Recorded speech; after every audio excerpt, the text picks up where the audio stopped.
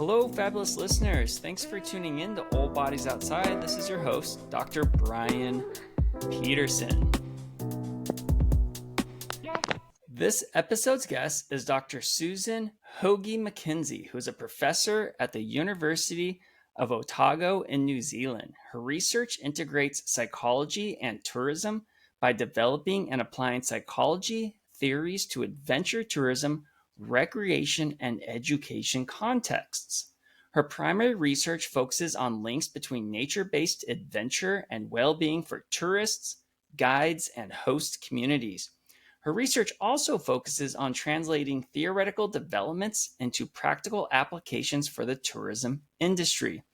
Additional projects include investigations of how outdoor adventure can promote engagement and intrinsic motivation in physical activity and science education. Susan's interests in outdoor adventure, sport, and psychological well-being stem from adventure guiding and competitive soccer experiences. She has applied these experiences to develop risk management guidelines for adventure operations, conduct mental skill training workshops for elite youth athletes, and to provide consulting for government and nonprofit organizations. Susan, it's a pleasure to have you on Old Bodies Outside. Thank you for having me, Brian. I appreciate you making some time to chat. Yeah. Well, thanks for joining from New Zealand. And I noticed that, and we were kind of talking earlier before we started recording, but I don't know if you know that I am from Southern California myself, and I went to high school down the street from Pomona College. Oh, no, I didn't know that. Yeah, Claremont's beautiful. I can't imagine why you would have left, actually, but no, it was a wonderful place to spend my undergraduate years, and yeah, it's a soft spot in my heart for a lot of places in California. Nice. Well, why don't we hop in? Because I know we're kind of tight on time here. And first off, I think that why don't you kind of just give a broad overview of, I know I mentioned your research in the introduction, but let's just hear a broad overview of your research. Yeah, so my research goes a couple of different lanes, but it's all grounded in psychology, psychological theory of well-being, or various theories of well-being. And this kind of came out of my undergraduate studies in psych, where became more interested in how we can facilitate and foster well-being in a range of contexts. So that was informed by a lot of my practical experience in terms of adventure guiding in New Zealand and other continents, as well as my experiences with sport, particularly with soccer or football, wherever you're from. So those experiences, as well as my training, got me very interested in how nature-based adventure in particular can foster well-being amongst populations that may have a good baseline level of functioning and those who maybe don't.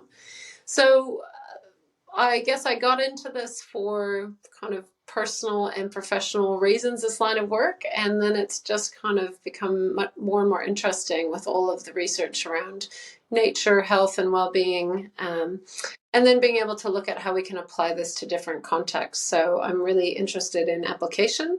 So how can we apply some of these theories of psychological well-being to enhance people's recreational experiences, their tourism experiences, educational experiences.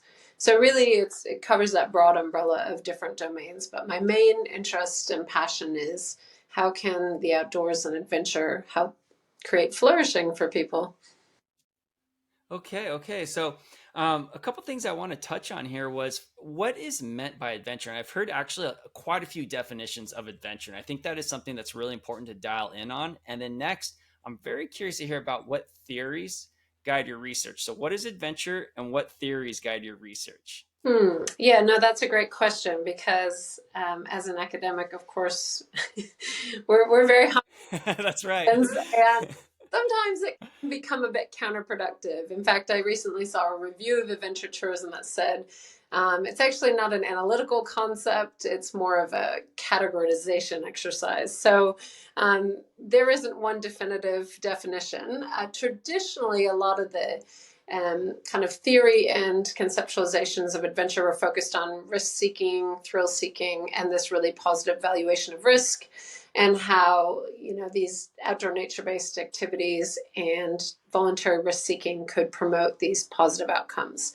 And actually, a lot of my research and colleagues as well, more recently, have argued that based on the data, this central focus on risk seeking or even thrill or sensation seeking is kind of counterproductive and very myopic. It's very narrow and doesn't really explain people's experiences of adventure or what they gain from it. And so I use that as kind of a platform to introduce. We have proposed a definition of adventure that's slightly different from some traditional ones that are focused really on this thrill or risk aspect, and that is self-initiated nature-based physical activities that generate heightened bodily sensations. So say something like vestibular sensations from quick acceleration, say if you're jumping out of a plane, or the sensations that you get maybe going through whitewater, and require skill development to manage unique, perceived, and objective risks. Now, it's a long definition, so I'll unpack it a little bit. And the reason that we have proposed this, and there's obviously contestable on many fronts, as all definitions are, is that it highlights that one, bodily sensations arising are heightened and distinguishes them from the sensations we have in everyday life. So instead of saying that adventure is skydiving, base jumping, whitewater kayaking, mountain biking, all these things, so we could define adventure in terms of activities, but that can become limiting because the experience of adventure, at least from a psychological perspective, is what's really important. And also, these activities are proliferating all the time. And so it becomes difficult. We could just give examples of what adventure, quote unquote, is. But what we're trying to do is we're trying to say that there's the physical sensation of it that's distinct, and also that we develop our own skills to manage unique perceived and objective risks. Whereas a lot of traditional definitions have focused on high risk or something along those lines. And we would argue that, well, actually the drive to get to the river, and in my case, is more dangerous than the actual river activities itself, right?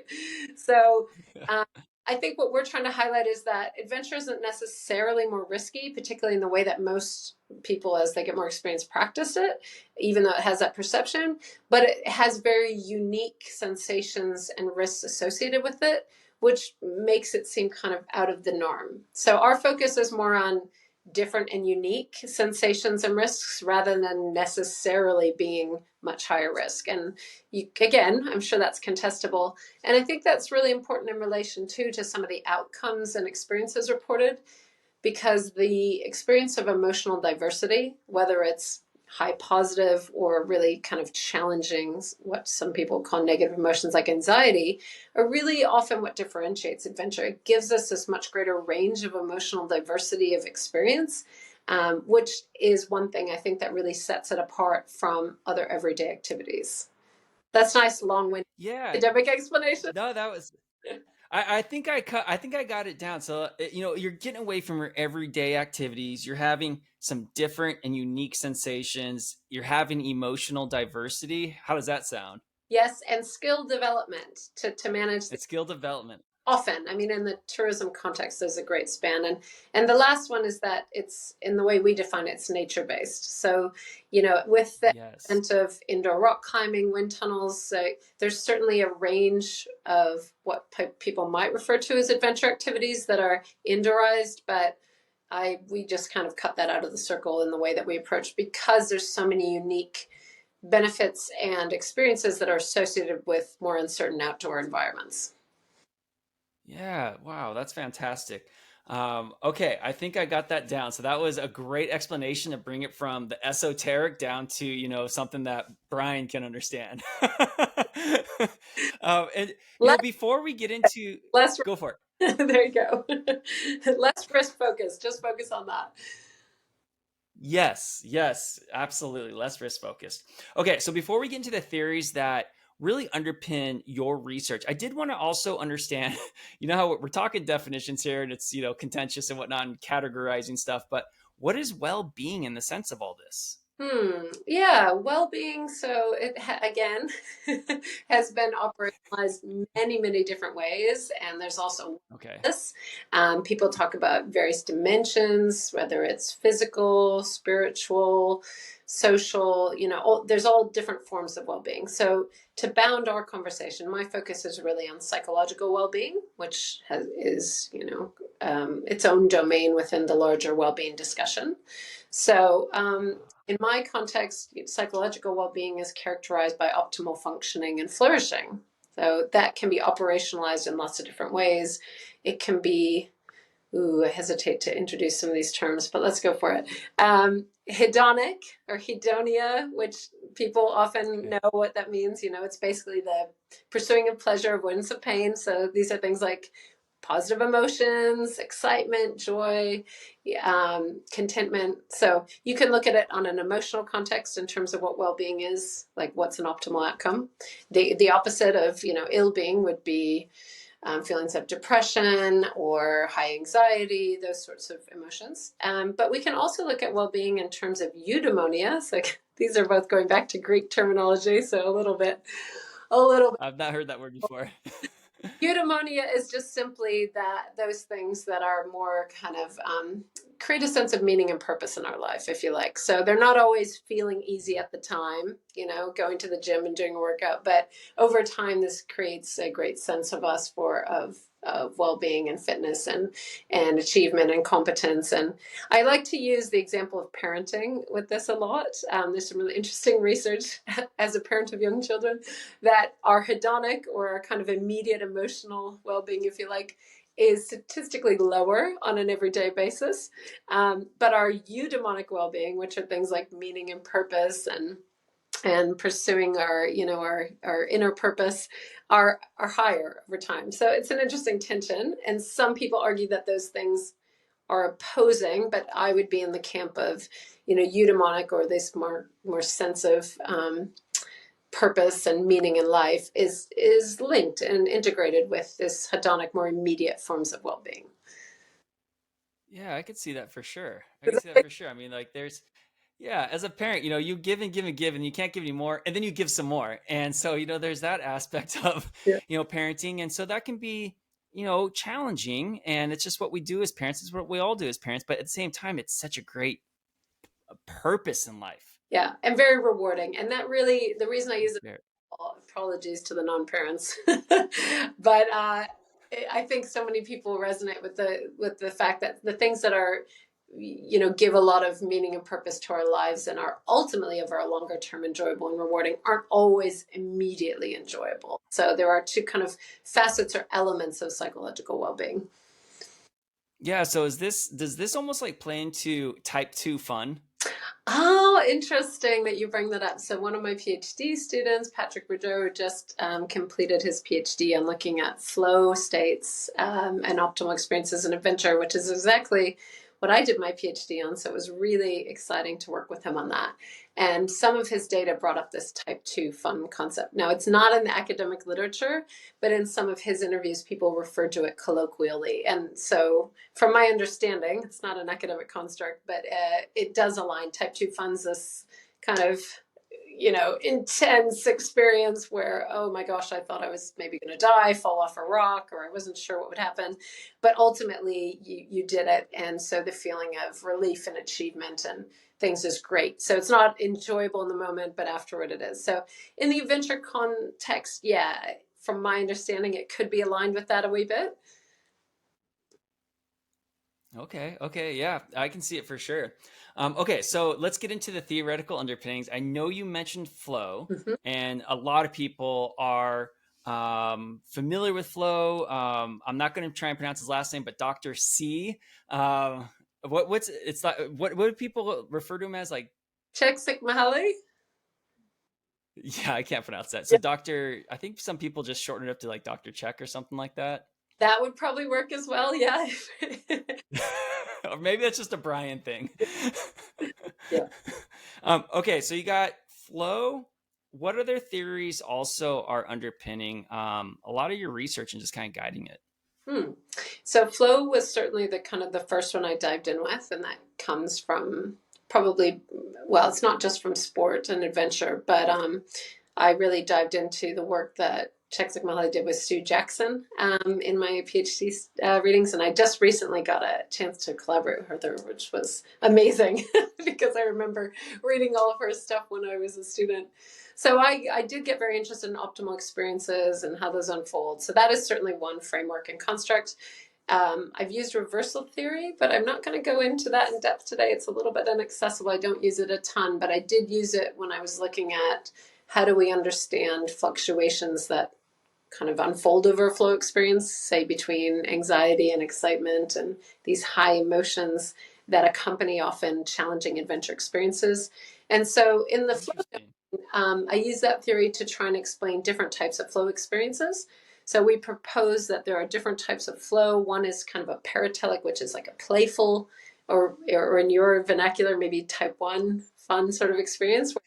It's something that is very manageable. Say you are very experienced in whitewater and you're going to go down to grade 3 and you're going to have some fun. So whitewater is graded from kind of 1 to 5 or 1 to 6. So it's right in the middle. And if you have a lot of experience, it's probably, enough challenge to keep you interested and engaged, but maybe not one of those experiences where you think, oh my gosh, am I going to survive this? So there are those types of flow experiences that are maybe more playful.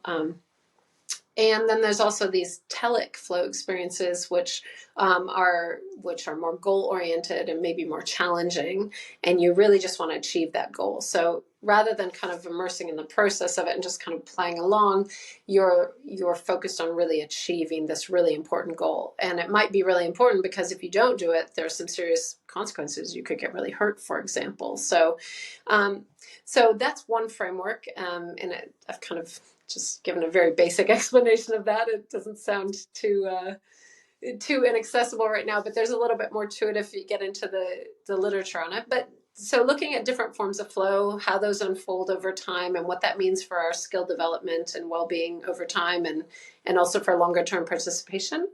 And then another theory that I use a lot is self-determination theory. And this is a theory that's very prominent in the psych literature. It's very robust. It actually has 6 mini theories within it. So yeah, DC and Ryan were the people who kind of came out with this originally decades ago, and it's just been applied to so many different domains. So not just to sport and adventure, but certainly strongly in education, work context, parenting. I mean, there's conferences just dedicated to this theory. So Wow. principles in the theory that I look at are there's basic needs theory, and that says that we have 3 core basic psychological needs. The first one is for autonomy, to feel a sense of volition and agency, that we're kind of in control of our choices, etc. So that's where the self-determination comes from. The second one is competence. Essentially, we like to feel that we're good at stuff. And then the third one is relatedness. So we want to feel close and connected to people that are meaningful to us or in our domain. So if we can fill these needs for autonomy, competence, and relatedness, so close connections to people, feeling good at things, and that we're self-determined in what we're doing, then all these great well-being outcomes come from that, regardless of the domain. Ah. Not, Okay, that was a nice connection. yeah, and then ill-being results. So the idea of a basic psychological need is not just, oh, it's a nice to have. So if we fulfill them, then these great things happen. But actually, if we don't have them fulfilled, then we have ill-being outcomes. So mental health issues or other ill-being outcomes. So that's another theory that I use a lot.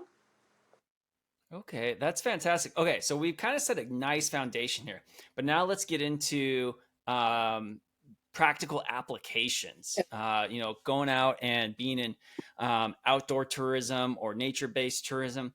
How is this stuff being applied in your research into practical applications where you got people out there having fun, they're trying to achieve some benefits? How does that work? Hmm. Yeah, so great question, because you know, one of my pet peeves is talking about theory, but then not being able to show people, well, what does that mean for you in your everyday life? So there's a lot of ways this could be applied. If we're looking at the tourism context, that's quite relevant, because what we have in that context is really similar to sort of like sport coaching, really.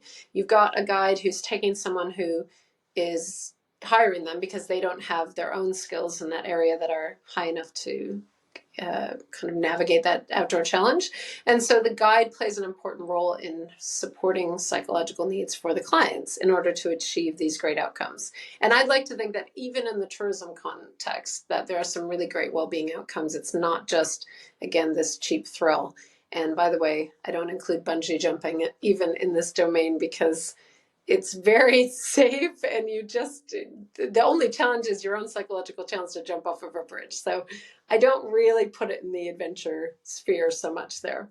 So I'm talking more, people taking a guided tour on a river, or trekking, or, even skydiving, or there's things like this where there is more interaction with a guide. So in that context, guides can do a lot to support basic psychological needs. So, when I'm working with people, for example, making them feel that they have choices. So when we go down on a river trip, that there is something as simple as, do you want to do the second run? Do you want to take this more challenging line on the left side of this man-eater rapid, or on the right side, which is our chicken line, which is nice and smooth? Would you like to walk around this rapid? Do you want me to hold on to you while we try and surf these waves, or do you want to do it on your own? So there are just, anyone who has been in the outdoors with, at all, knows that there's almost always multiple options. If you're rock climbing, there's different routes, there's different durations. So there are all sorts of ways to offer people varying challenge levels and very varying choices for how they engage with that activity. Now, in a fixed trip, obviously you'll have some set parameters, but from the management level, what that means then is empowering guides to have choices and make their own decisions around what is appropriate for clients, how they want to run the trip. So even beyond supporting autonomy with the client, I also look at it in terms of management structures, because I think that's really important too. There's a lot of research around, emotional labor and kind of how that affects people's well-being for not positively in frontline context. And so in adventure guiding context, there's also a lot we can do for guides to feel self-determined and autonomous, and that's good for their well-being, and it's also much better for safety management. So that's one way in terms of supporting autonomy, how you can give people choices. So you can set parameters, but within that say, you have all these choices to do things the way you want. Then we can also look at how we can support competence. So as a guide, you do a lot of training. Even if it's a short trip, we do some training with different skill sets before we go out onto the river, making sure they can execute different maneuvers. And all that's building competence and a feeling of good at things. Where that's building a sense of feeling that people can do something they didn't think they could do before, which is why I think adventure is a great context for this, because so often people are doing things that, mentally they think, oh, I can't do this. And then they work with a guide, they build their competence, and they can. And that's the same thing with managing guides or working with coworkers in an adventure context. It's how can we build our competence together? And it's not always just physical skills. We can think outside the box. Can we build our competence in terms of understanding our natural environment, talking about medicinal plants, doing cultural storytelling along the way? So building competence can be much broader than we always think. And the last one is relatedness. And so this is really just focusing on how we can have positive relationships with the people that we're guiding. So using really good, affirming, positive communication skills. So building communication skills for your guides, I think, is really important. We often focus on a lot of technical or hard skills, but how to interact and how to encourage and motivate people, creating like a motivational climate is some of the terminology, where people feel that they're being supported, that they can do this, is really key. And that's also key with building a good guiding team. So if you have guides that are in competition with each other, which I've seen happen a lot, in some way or another, there are multiple domains this can happen. That's not really great for feelings of well-being across the team. So management can work to ensure that people feel cooperative together, that there's positive communication within the organization, and that creates a lot of good outcomes for the guides and the clients.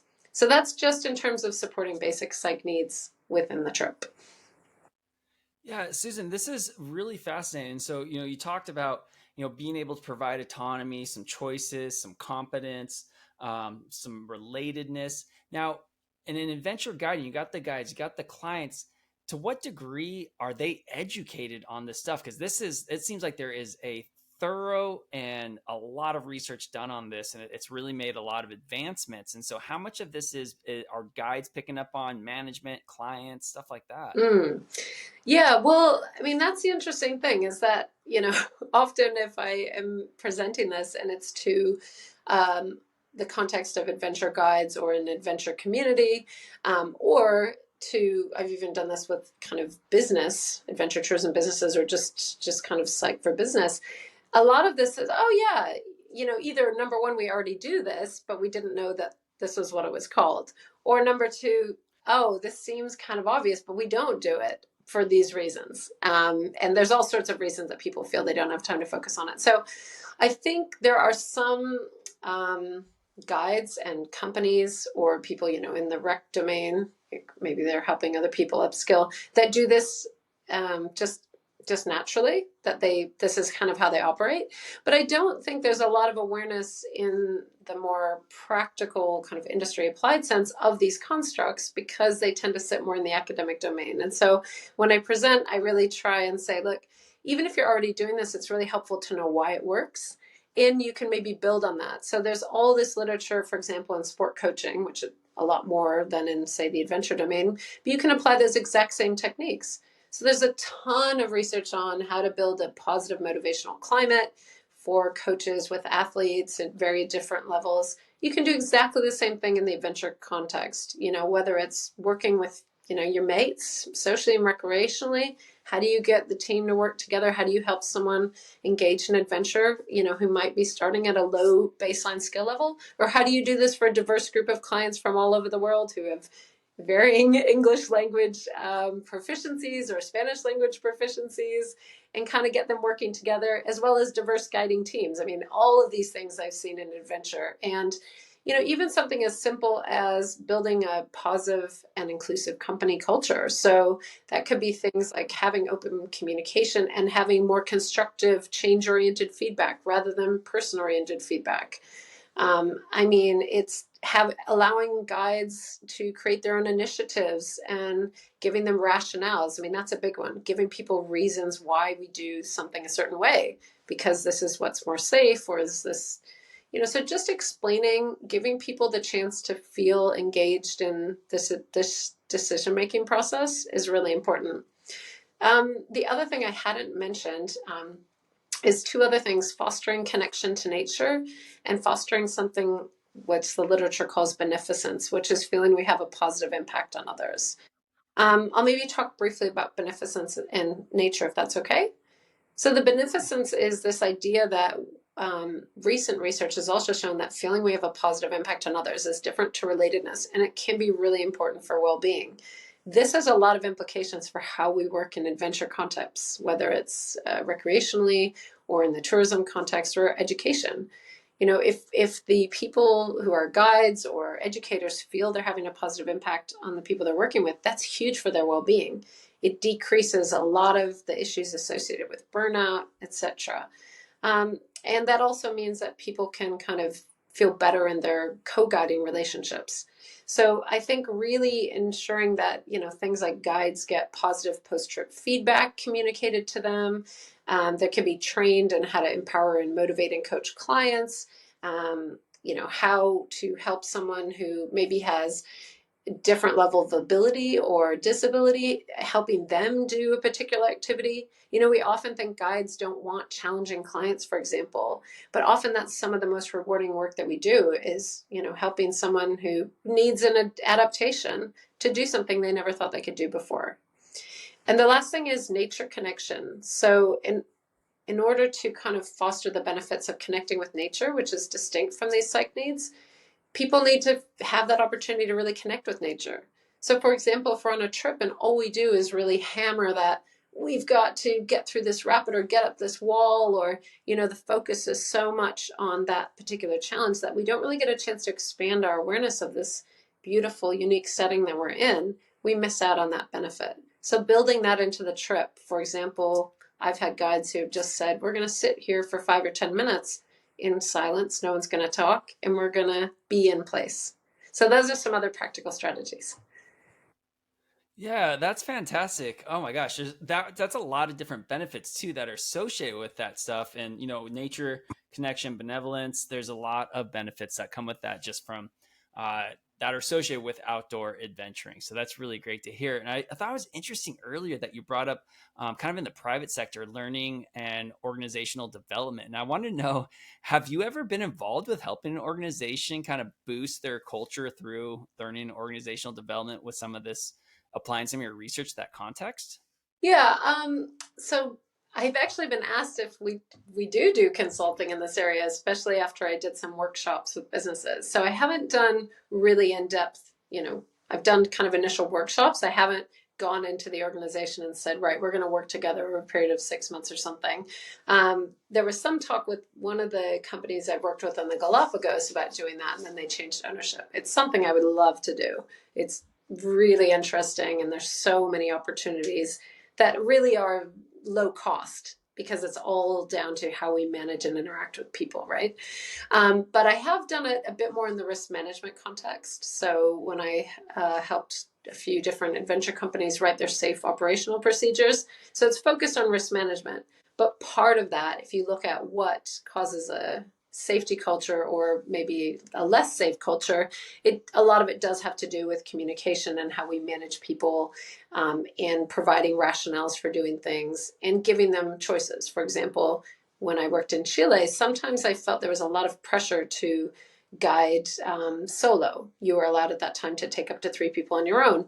And so I always noticed as a guide that created a bit of angst, and you felt like, oh, you really can't say no, or you can't pull them out at this point in the trip because it's kind of inconvenient. So I certainly think that there are so many ways that organizational culture can have impacts on risk management. And so from that lens, I have tried to work with companies and create risk management procedures that are support basic psych needs, but I haven't been able to do a real broad spread organizational culture project yet.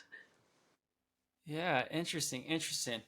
Okay, I know we're getting close to wrapping up here, but I did want to ask a question here about. I think you've been on. Have you been on the BBC on the History Channel? Has that happened before? Yeah, so I recently did a BBC podcast on adventure, and they were really interested in kind of how it promotes well-being and resilience and micro adventures, and how we transfer them to everyday life. So that hasn't come out yet. And then I was a guest scientist, gosh, it would have been 9 years ago on the History Channel. It was a superhuman series, and they wanted to see they would take a different superhuman every episode and see, are they really, in my case, are they really fearless? What's so different about this person? And you know, I was the interpreter to talk about that. So I had a small role to play, but it was very. Okay. Nice, nice. Okay, so we got a few more minutes, and I wanted to know about you have conducted some mental skill training before with elite youth athletes, and I want to know what does that look like? And that sounds so interesting. Mental skill training, like what does that look like? Yeah, I mean, it's not something I invented, or it's maybe not as saucy as it sounds. It's just really a couple. It's using sports psychology principles to improve performance. So, in this case, talking to kind of youth footballers, sorry, soccer players, who wanted to kind of step up their game a bit, but talking to people first and realizing that we often say that a lot of our performance is driven by our mental state. People will recognize that. How much do you think your mental focus impacts performance? And they might say 80% or 90% of the picture. And then we say, well, how much of your time do you spend training that versus your physical training? And it's nearly almost zero or very small.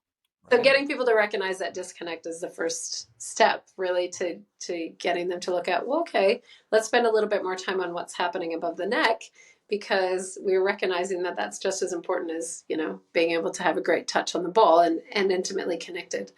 And so this would be things like having a pre game plan. So trying to figure out what sort of a mental state and level of arousal is optimal for you. So are you someone that needs to be, just being really amped up isn't necessarily great. So finding an energized but not over aroused state of mind, and how do we get there? So that might be identifying things like music to listen to, or some sort of mantra that you say to yourself. Like, I know with golf swinging, sometimes people say smooth and oily, and it's kind of actually your body kind of responds to that.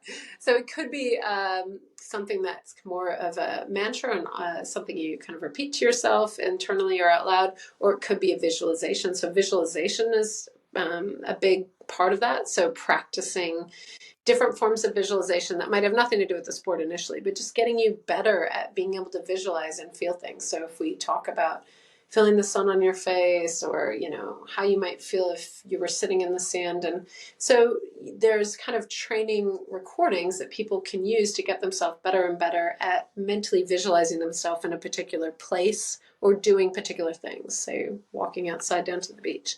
And so then those are used as a basis to start training your mind to mentally rehearse and get ready for these sporting situations. You can do the same in adventure. So, and most people do this inherently at the highest levels. If you're going to take on, a grade 5 whitewater, or, a big climb or something like that, you're going to mentally rehearse it, or a base jump. I mean, that's almost all mental rehearsal with base jumping. So same thing, if I was going to jump in a big rapid, I'd be mentally going through, I've got to do this here, that there. So part of it is rehearsal, and part of it's kind of getting yourself in the right physiological state. So there's self-talk, visualization, kind of arousal regulation. There's all sorts of mechanisms to do that.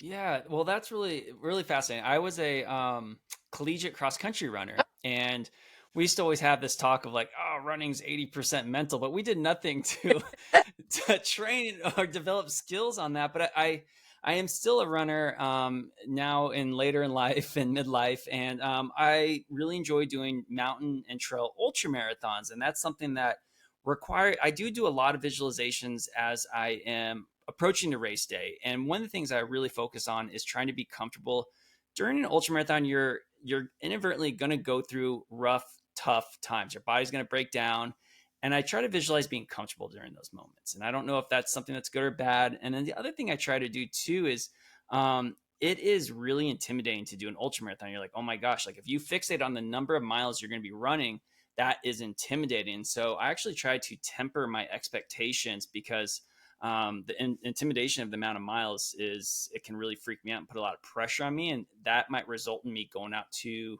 fast too early, and then I'm really hurting later in the race. So I have this thing where I do some visualizations, but I also try to temper my expectations so I'm not feeling too much pressure or intimidation.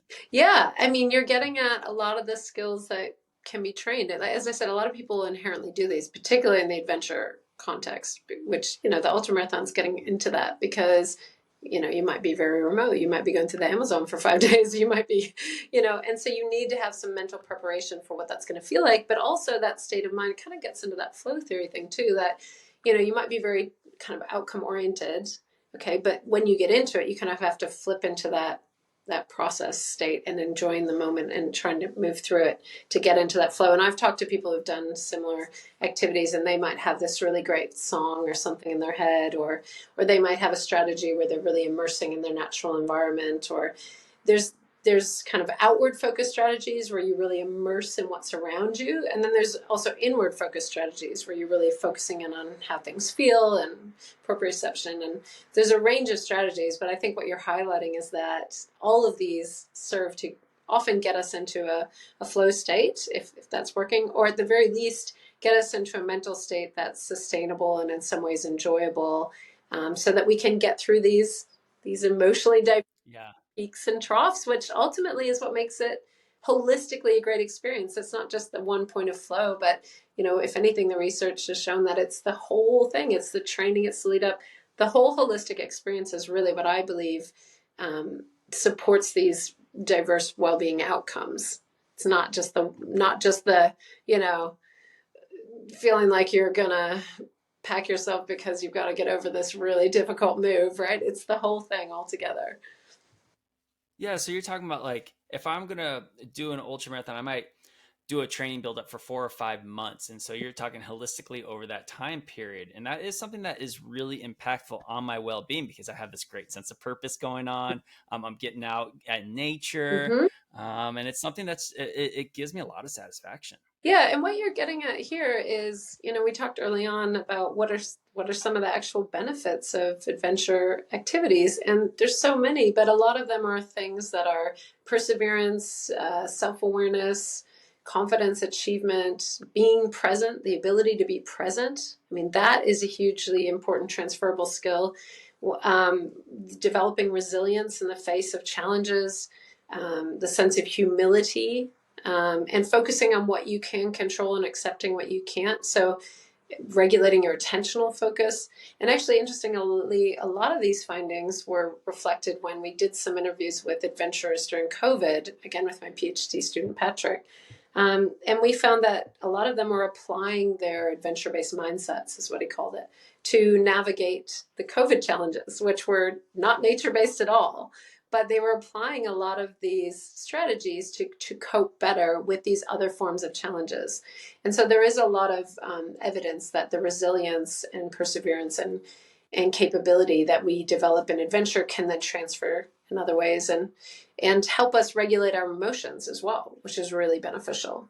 So this positive adaptation to adversity, the ability to feel competence in our ability to manage challenges over a long period, break them down, these are all fantastic benefits. And another one that I hadn't really mentioned too much is ecocentricity, or this idea that we often develop a stronger sense of being connected to the natural world and a part of it rather than separate from, which is more anthropomorphism. Um, so, Mm-hmm. so that's kind of another one. This feeling of greater connection and perspective with things that I think gets more heightened and sensitive when you're engaging in adventure. Yeah, and I feel like that has a great benefit on this personal psyche, and just that ecocentricism. Is that what you called it? I maybe messed that up. Ecocentricity. It's just this idea. Yeah, Ecocentric. I know. There's always a great academic phrase to ruin every experience, isn't there? Well, I did like your point though. With coping through, using some adventure and applying that to something that you're going through in life. So, for example, for me, when I was going through my PhD, I kind of like looked at it as an ultra marathon. And opposed to looking at the finish line, which is something that I try not to do with an ultra marathon, I break it up into digestible bite-sized chunks, one goal at a time to get to the bigger goal. And that was something that really helped a lot with just persevering and having some resilience to get through the PhD. Yeah, absolutely. I mean, I think anyone who does a PhD, and now I work with so many PhD students, and I see this, it is like an adventure. It is an ultra marathon, and the ability to realize by going through things. For example, when I trained as a river guide, it was one of the scariest things I'd ever done. And after the first 3 days, I thought, well, I'm never going to be a guide. I mean, that was just so scary for me. And the person owning the company at the time did a great job and agreed with me. So very motivational. But I don't know. There was something about it that I really wanted to keep trying and going back to. And so I think ultimately it made me a better guide because I had more empathy for people who didn't naturally come to it. But it was something where I just had to say, well, I can stop this at any time. I'm just going to try this. I'm just going to try that. Because if I thought about going up to running a grade 5 rapid when I first started, I thought, I can never do that. Somebody who gets on a ski hill thinks, how could you ever do a black diamond? Um, and I think it's just getting in your head that anything that seems completely impossible, unattainable, is a series of steps. So, Alex Honnold didn't just start free soloing the first day he went rock climbing. And so, if we break these things down into these manageable, achievable steps, we start to realize that actually we have felt like this before. We have encountered something we didn't think we could get through before. And we did it by just focusing, being really present, focusing on a couple of steps in front of us. And that's how we reach these bigger goals. Yeah, well, I think that is a great place to conclude the episode. That was an awesome, suggestion for just a lot of challenges in life. Breaking up into these small steps, exactly like what you said about Alex Honnold. Like he wasn't born free soloing; he built up to it. Mm. So I think that's a fantastic place to conclude. Susan, thank you so much for connecting from New Zealand. This was a wealth of knowledge. It's really fascinating. It's something that I feel like I related to very strongly. So thank you for giving these great explanations and then bringing it out into the practical applications. I thought that was really, really fascinating. Oh, well, thank you. We get a little bit long-winded when we're excited, but hopefully you can find a few things in there that are useful. Oh, there's a lot in there that's useful for sure. Okay, I'm going to throw on the outro music and we'll call it an episode. Okay, thanks for having me, Brian. You're welcome.